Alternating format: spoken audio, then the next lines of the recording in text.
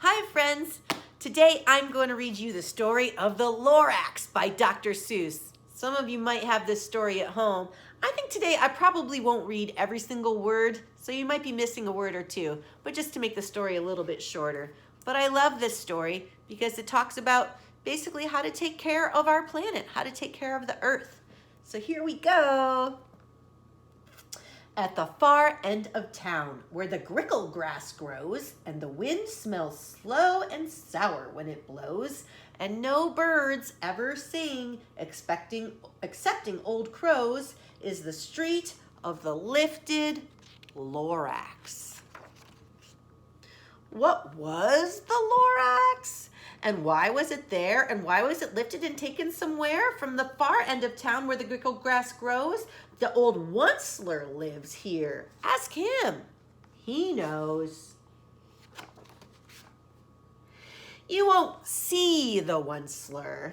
Don't knock at his door. He stays in his lurkin on top of his store. He lurks in his lurkin cold under the roof where he makes his own clothes out of muffeted moof. And on special dank midnights in August, he peeks out of the shutters and sometimes he speaks and tells how the Lorax was lifted away. He'll tell you, perhaps, if you're willing to pay. On the end of a rope, he lets down a tin pail. And you have to toss in 15 cents and a snail. Then he pulls up the pail, makes a most careful count to see if you've paid him the proper amount. Then he grunts, I will call you by whisper-ma-phone, for the secrets I tell are for your ears alone. Sounds like a secret. Slop!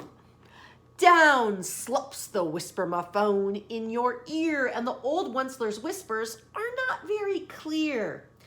Now I'll tell you, he says with his teeth sounding gray, how the Lorax got lifted and taken away. It all started way back, such a long, long time back. Why, back in the days when the grass was still green and the pond was still wet and the clouds were still clean and the song of the swami swans rang out in space. One morning I came to this glorious trace, and I first saw the trees, the truffula trees, the bright-colored tufts of the truffula trees, mile after mile in the fresh morning breeze. Doesn't that look like a beautiful place to live, friends? And under the trees I saw brown barbaloots frisking about in their barbaloot suits as they played in the shade of the truffula fruits. There's the bears.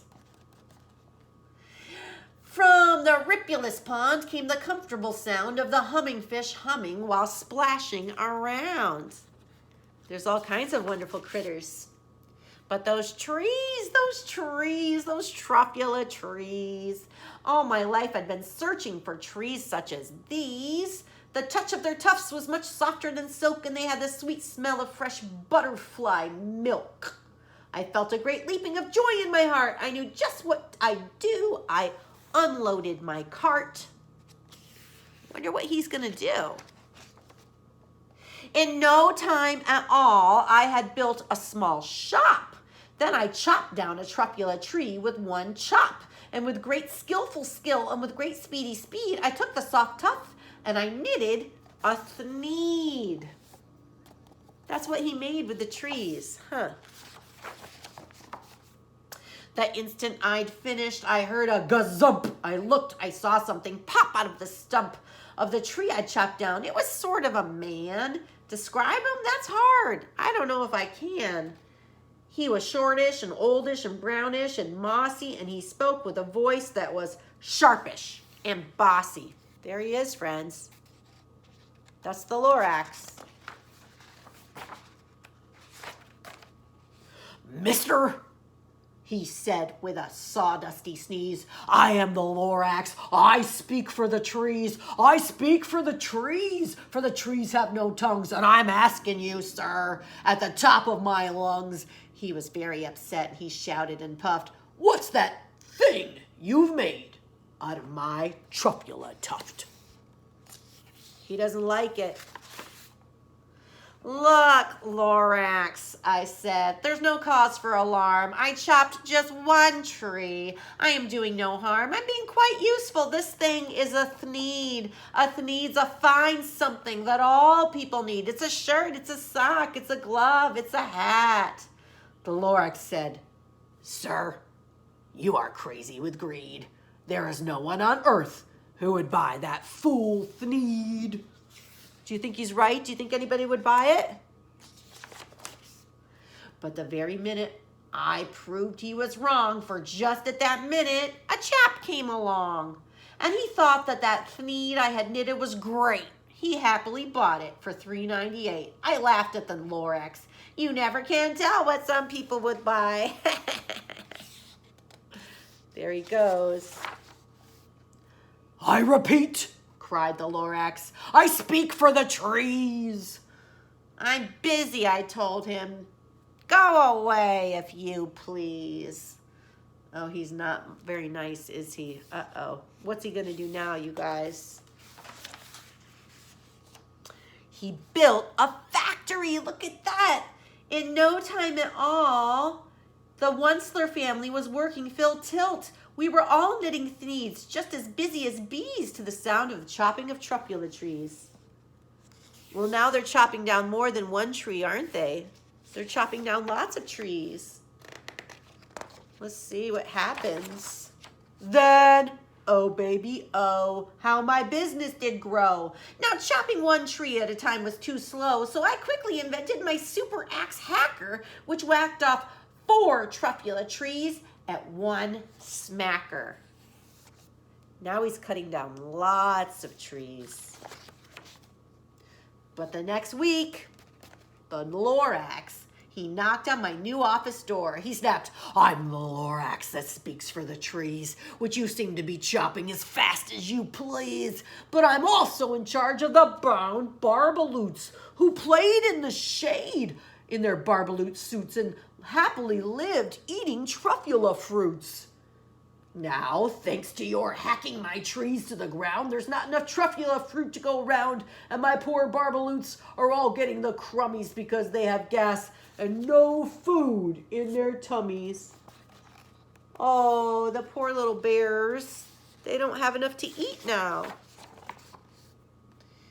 They loved living here, but I can't let them stay. They'll have to find food, and I hope that they may. Good luck, boys, he cried, and he sent them away. I, the Onceler, felt sad as I watched them all go, but business is business, and business must grow, regardless of crummies and tummies, you know. Let's see what happens next. I meant no harm. I most truly did not, but I had to grow bigger. So bigger I got. I biggered my factory. I biggered my roads. I biggered my wagons. I biggered the loads. He's cutting down more and more trees, friends. Uh-oh. Then again, he came back. I was fixing some pipes when that old nuisance Lorax came back with more gripes. I am the Lorax. He coughed and he whiffed. He sneezed and he snuffled. He snaggled, he sniffed. Onceler, he cried with a crepulous croak. Onceler, you're making such smogulous smoke. My poor swami swans, why they can't sing a note. No one can sing who has smog in his throat. Oh, now the birds are sad because the factory is putting pollution into the air and making the air dirty. And so, said the Lorax, please pardon my cough.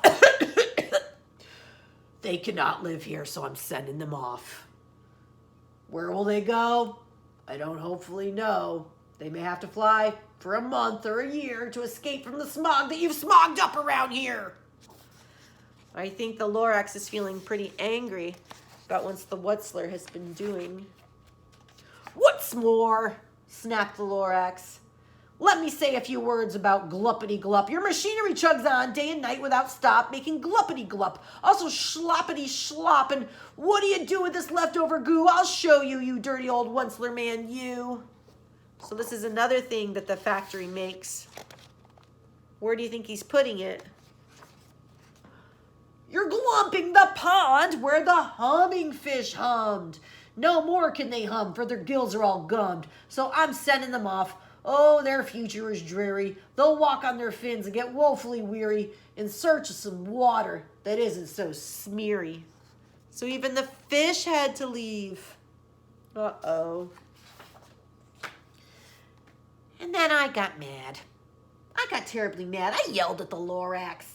Now listen here, Dad. All you do is yap, yap, and say bad, bad, bad, bad, bad. Well, I have my rights, sir, and I'm telling you, I intend to go on doing just what I do. And for your information, you Lorax, I'm figuring on biggering and biggering and biggering and biggering, turning more truffulous trees into thneeds, which everyone needs. Not very nice, is he? And at that very moment, we heard a loud whack.